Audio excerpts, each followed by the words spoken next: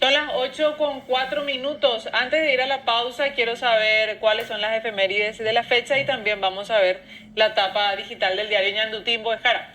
Sí, Claudia, tenemos fechas interesantes saliendo de este tema tan complicado, ¿verdad? Es el Día del Piano. Muy poca gente a lo mejor toca piano, pero el Día del Piano. Y para la gente que probablemente todos los que están acá, yo menos, yo no todavía, pero pienso, los que van al gimnasio, ¿verdad? Hoy es el día del instructor físico. Ah, ¿en serio? Por mi volumen se nota que... Pero camino. Y no podemos pasar nosotros Sí, instructores físicos, ¿verdad? sí, no hay problema, vamos a ser instructores. ¿Verdad? Y algo muy interesante que tiene que ver, y allí le voy a pedir al doctor Núñez, increíble, pero cierto, hay días para todo, lo razonable y hasta lo no pensado. Es el día de los triglicéridos. ¿Verdad? Día de los triglicéridos.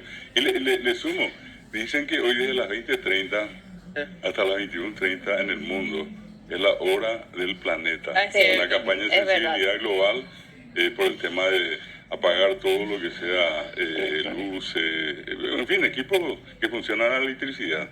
Por una hora, de 20 a 21, 20:30, 21:30 hoy en todo el mundo. Entonces le preguntaron al doctor, Darle un respiro al planeta. y si es que de los triglicéridos que podemos decir otro. Y bueno, yo creo que la lucha contra el aumento de triglicéridos es importante. Es una grasa que forma parte del funcionamiento normal.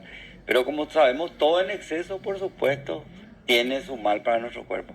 Es interesante también el día del ejercitador, ¿cómo se llama? El instructor, el entrenador. El entrenador preparador físico, físico, ¿verdad? hay una tendencia de mucha gente ya a hacer ejercicio Cierto. físico, eso es importante, ¿verdad? Y eso creo que va a ayudar mucho también a lo que es nuestro propio estado de salud, ¿verdad?